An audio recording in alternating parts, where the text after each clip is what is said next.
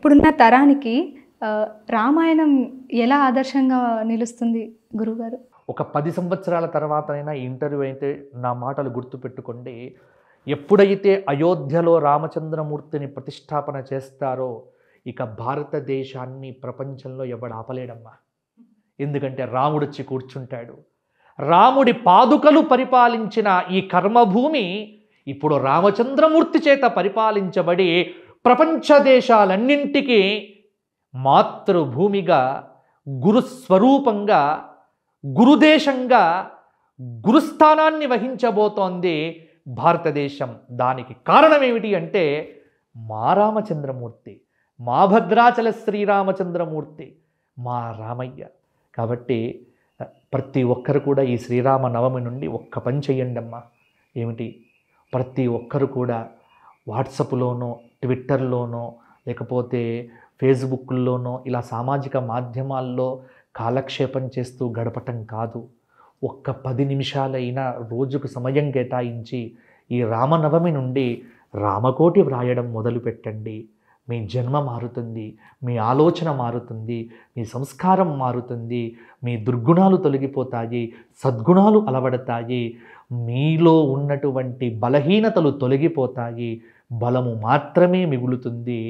ఒక సంవత్సరము నేను చెప్పినట్టుగా రోజు 11 నిమిషాలైనా ఎన్ని పేజీలు రాస్తే అన్ని పేజీలు శ్రీరామ శ్రీరామ అని వ్రాస్తూ రామకోటి మొదలు పెట్టండి. సంవత్సరం తర్వాత మీలో కలిగే మార్పు ఏమిటో నాతో పంచుకోండి. మా చిన్నతనంలో కూడా తెలుగు పాఠాలు చెప్పుకునేటప్పుడు రామకథలోకి సంబంధించినటువంటి కొన్ని అంశాలు ఉండేవమ్మా. ఇప్పుడు ఉన్నాయో లేవో తెలియదు. అంటే నేను 1991 ఎస్ఎస్సి చదువుకున్నా. 1991లో నాకు ఎస్ఎస్సి కంప్లీటెడ్. అప్పుడు కూడా నాకు ఈ రాముడికి సంబంధించినటువంటివి మొల్ల రామాయణం పద్యాలు తెలుగు భాషలో ఉండేవి.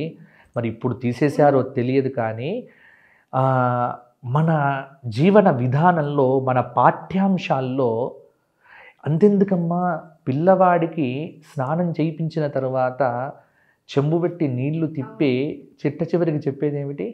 శ్రీరామరక్ష సర్వజగద్రక్ష, రామాలాలి మేఘశ్యామాలాలి. పాటలు పాడినా రాముడి పాటలే. అలాగే పిల్లవాడికి స్నానం చేయించేటప్పుడు రామరక్షే. ప్రతి ఇంటి మీద ఏముండేది? ఇప్పుడు మీరు కిందికి వెళ్ళిన తర్వాత మా ఇంటి మీద చూడండి, శ్రీరామరక్ష అని ఉంటుంది. ఎందుకంటే రామచంద్రమూర్తి వ్యక్తి కాదమ్మా, రామచంద్రమూర్తి ఒక శక్తి. ఏం నేర్చుకోవాలి అంటే డూస్ అండ్ డు నాట్స్, ఏవి చెయ్యాలి ఏవి చెయ్యకూడదు ఒక విధానం ఉందే. ఇప్పుడు మనం నేర్చుకోవచ్చు. భార్యాభర్తలు ఎలా ఉండాలి? సీతారాముల్లాగా ఉండాలి. అన్నదమ్ములు ఎలా ఉండాలి? శ్రీరామ భరత లక్ష్మణ శత్రుఘ్నుల్లాగా ఉండాలి. ఒక తల్లికి కొడుకుగా ఎలా ఉండాలి? తల్లి ఎలా ఉండాలి? కౌసల్యగా ఉండాలి. కొడుకు ఎలా ఉండాలి? రామచంద్రమూర్తిగా ఉండాలి. అన్నయ్యకు తమ్ములు ఎలా ఉండాలి? భరత లక్ష్మణ శత్రుఘ్నుల్లాగా ఉండాలి. అలాగే తండ్రి ఎలా ఉండాలి? దశరథ మహారాజు. తండ్రి మాటను పరిపాలించేటువంటి కొడుకెవరు? రామచంద్రమూర్తి. ఇలా ఏ పాత్ర కావాలంటే ఆ పాత్ర మీకు రామాయణంలో దొరుకుతుంది. నన్ను అడగండి, పెళ్లి చేసుకోవలసినటువంటి అమ్మాయి అబ్బాయికి ఒక రామాయణం ఒక 40 రోజుల పాటు కోర్సుగా పెడితే వాళ్ళిద్దరు జన్మల విడాకులు తీసుకోరు. ఇవాళ పెళ్లి చేసుకుంటున్నారు, ఒక నెల రోజులు కాగానే డైవర్స్కి వెళ్తున్నారు. ఈ విధానం మన భారతీయ సంస్కృతిలో లేదు. సీతమ్మను రాముడు ఎప్పుడు విడిచిపెట్టలేదు. సీతారాములు కలిసే ఉన్నారు. నమోస్తు రామాయ సలక్ష్మణాయ దేవ్యై చ తస్యై జనకాత్మజాయై నమోస్తు రుద్రేంద్రయమానిలేభ్య నమోస్తు చంద్రార్కమరుద్గనేభ్య.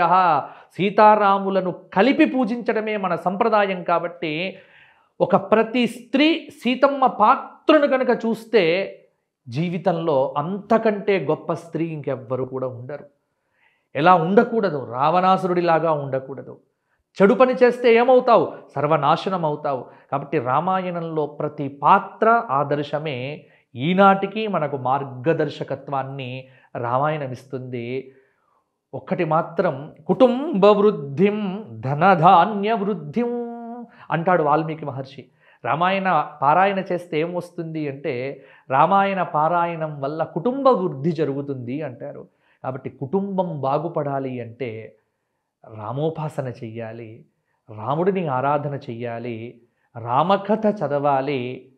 రాముడు శ్వాసగా మారిపోతే ఆ కుటుంబము బాగుంటుంది, కుటుంబాలు బాగుంటే సమాజం బాగుంటుంది, సంఘం బాగుంటుంది, సంఘం బాగుంటే నగరాలు బాగుంటాయి, నగరాలు బాగుంటే రాష్ట్రాలు బాగుంటాయి, రాష్ట్రాలు బాగుంటే దేశాలు బాగుంటాయి, దేశాలు బాగుంటే ప్రపంచం బాగుంటుంది. ప్రపంచానికి ఆదర్శ వ్యక్తిత్వాన్ని అందించిన అద్భుత అప్రమేయ దివ్య భవ్య అవతార స్వరూపుడు మా రామచంద్రుడమ్మ. రాముని వంటి దైవము ఇంకొక్కటి లేదమ్మా. రామాయణం ఏం చెప్పింది? రామో ద్విర్ణాభిభాషతే, రామో విగ్రహవాన్ ధర్మ. రాముడు రెండో మాట మాట్లాడలేదు. రాముడి జీవితంలో రెండు లేదు. ఒకే మాట, ఒకే భార్య, ఒకే సత్యం, ఒకే ధర్మం, ఒకే పరిపాలన, ఒకే మాట, ఒకే బాణం. ఏది చేసినా రాముడు ఒకటిగానే చేస్తాడు, రెండు అనేది చెయ్యడు. అంటే ఇప్పుడు ఒకటి మాట్లాడి తర్వాత ఒకటి మాట్లాడే విధానం ఉండదు. అది నేర్చుకోవాలి ఈనాటి యువత. మాటకు కట్టుబడి ఉండే విధానం మనకు నేర్పింది రాముడు. ఏకపత్ని వ్రత విధానం నేర్పింది మనకు రామచంద్రమూర్తి. తండ్రితో పెద్ద కొడుకు ఎలా ఉండాలో నేర్పింది మనకు రామయ్య చరిత్ర. అలాగే రాజు ఎలా ఉండాలో నేర్పినటువంటి వాడు మనకు రామచంద్రమూర్తి. ఈ జాతికి ఉత్తమ స్త్రీ ఎలా ఉండాలి అని చెప్పినటువంటి తల్లి సీతమ్మ తల్లి. కాబట్టి రామాయణంలో ప్రతి పాత్ర మన కోసం వచ్చినటువంటి పాత్ర. కావున ఈనాటి యువతంతా రాముడి నుంచి ఎంతో నేర్చుకోవాలి. ఒకటి మాత్రం నేను చెబుతున్నానమ్మా, ఎప్పుడైతే అయోధ్యలో రామచంద్రమూర్తిని ప్రతిష్టాపన చేస్తారో ఇక భారతదేశాన్ని ప్రపంచంలో ఎవడు ఆపలేడమ్మా. ఎందుకంటే రాముడు వచ్చి కూర్చుంటాడు. రాముడి పాదుకలు పరిపాలించిన ఈ కర్మభూమి ఇప్పుడు రామచంద్రమూర్తి చేత పరిపాలించబడి ప్రపంచ దేశాలన్నింటికీ మాతృభూమిగా, గురుస్వరూపంగా, గురుదేశంగా గురుస్థానాన్ని వహించబోతోంది భారతదేశం. దానికి కారణం ఏమిటి అంటే మా రామచంద్రమూర్తి, మా భద్రాచల శ్రీరామచంద్రమూర్తి, మా రామయ్య.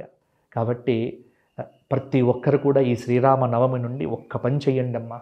ఏమిటి? ప్రతి ఒక్కరు కూడా వాట్సాప్లోనో, ట్విట్టర్లోనో, లేకపోతే ఫేస్బుక్లోనో ఇలా సామాజిక మాధ్యమాల్లో కాలక్షేపం చేస్తూ గడపటం కాదు. ఒక్క 10 నిమిషాలైనా రోజుకు సమయం కేటాయించి ఈ రామనవమి నుండి రామకోటి వ్రాయడం మొదలుపెట్టండి.